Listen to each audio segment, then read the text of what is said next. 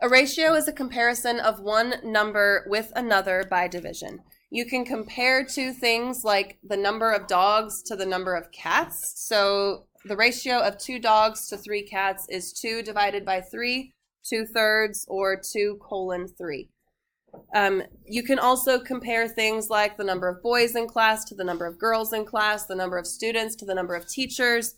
This is a very common ratio used like in the real world, the student to teacher ratio. You want the smallest student to teacher ratio possible because that means there's plenty of teachers to give one-on-one assistance to students.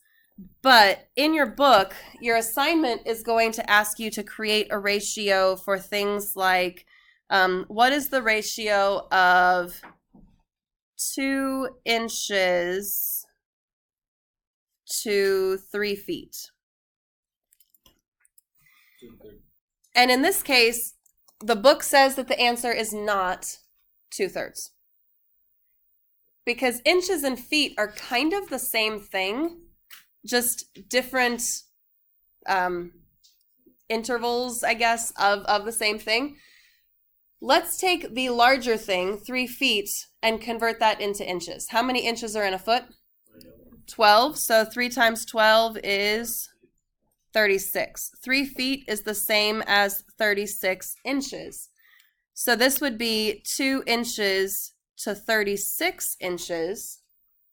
And then we could simplify this fraction to get the fraction 1/18. Is that correct? Yes.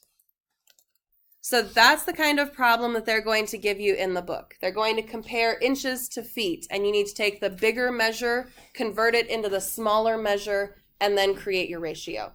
So something ounces to pounds. We're going to talk later about how many ounces are in a pound so that you'll be able to do that problem. Now, realistically speaking, a lot of what you learn in math class is not, you're not going to use it in the real world, okay? Am I the first math teacher that's actually admitted that to you? You are never going to sit down and have to do a page of factoring problems in the real world. That is not going to happen. Most of math class is training your brain how to think. It's kind of like marathon training. We're training your brain how to think, how to problem solve, how to break things down, how to use what you know and apply it to different situations. So most of math is just brain training. This math, however, I use almost every week at the grocery store. So if you're ever going to be on a budget, finding unit price is actually something that you will use. Unit price is like, say there's a sale on the small boxes of Pop-Tarts, and you're trying to decide, okay, so is it actually cheaper per Pop-Tart to buy the small box on sale or to buy the big box at regular price? You want to compare the unit price. Unit price is found by doing the total price over the total number of units, like ounces, number of Pop-Tarts, whatever. Of course, this example is not going to make it easy for us. Find the unit price for a 5-pound, 4-ounce box of detergent that sells for $7.14. When we're doing unit price, we always put the money on top. It's always dollars per thing. How much are you spending per thing? They want us to do dollars per ounce, but then they gave us this measure that is not entirely in ounces. So does anybody know how many ounces are in a pound? There are 16 ounces in a pound times 5 pounds. That would be 80 ounces plus 4 more ounces. We're talking about 84 ounces. So $7.14 for 84 ounces. Then you just grab your handy dandy calculator. 7.14 divided by 84. 0.085.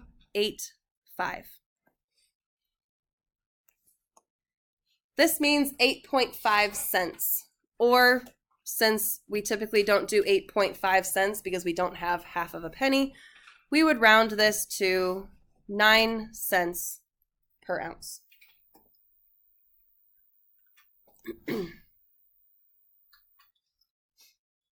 I would like you to try example 2 on your own. We're looking at boxes of cereal.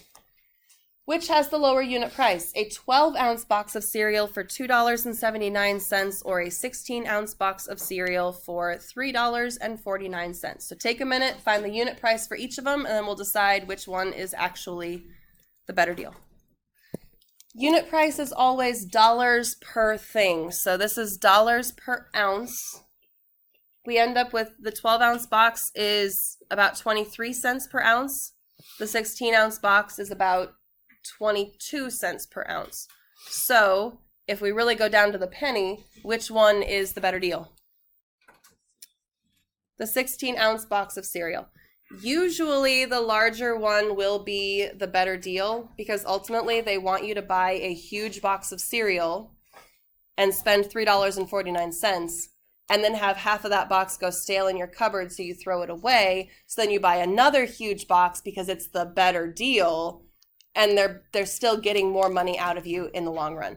So if you really want to think hard about it, the smaller box, if you actually use it all up, might be the better deal in the long run. But if you have a daughter that eats cereal for every meal and every snack, then the 16-ounce box is definitely the better deal. Cereal doesn't go stale in our house anymore. That doesn't exist. Okay, you've been solving proportions for a long, long time. In fact, you've been solving them so much that you think that the way we solve proportions just works for everything, and it does not. When you have fraction equals fraction, that is the only time that you are allowed to cross multiply. You solve this by cross multiplying. A times D equals B times C.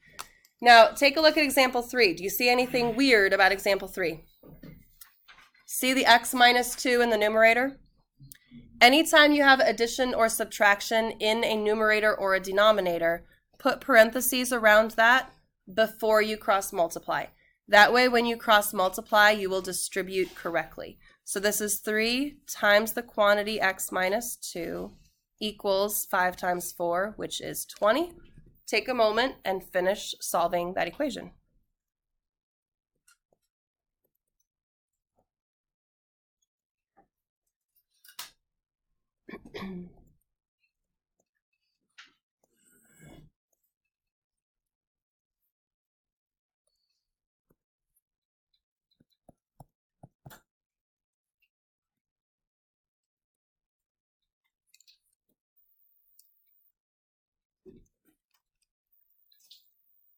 Did you get 8.67?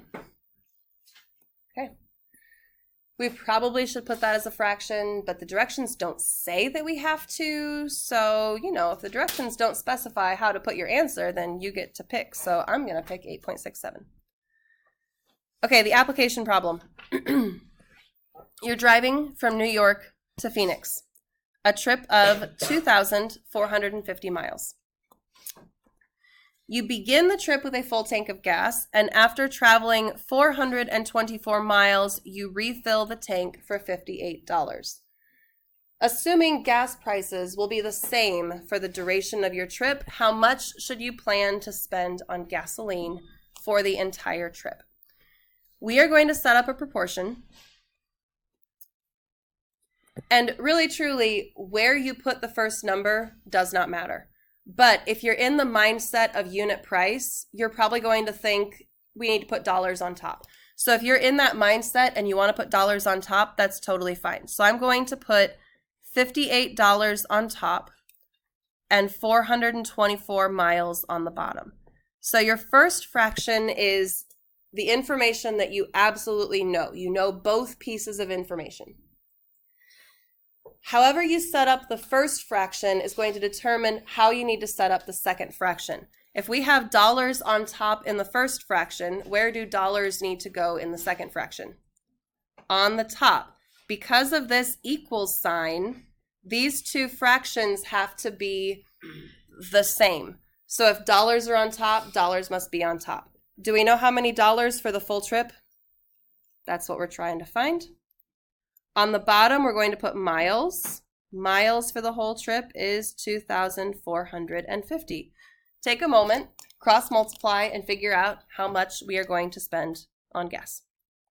You should end up getting $335.14. Now, this is an estimate because, we're assuming that you're going to continue having about the same miles per gallon on the trip as you did in the first 424 miles.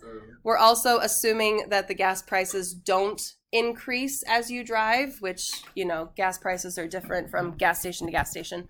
So if you're actually doing this problem in the real world, you'd probably say, all right, so I need to budget like $350 to $400 for gas, and then I'll definitely be good. But, it's an estimation. All right, assignment starts on page 127. There's 10 problems to work on. Remember, number 18, 20, and 24, those first few problems, they're comparing like inches to feet. Take the feet, convert it to inches before you do your ratio. If they're comparing ounces and pounds, convert the pounds to ounces before you create the ratio.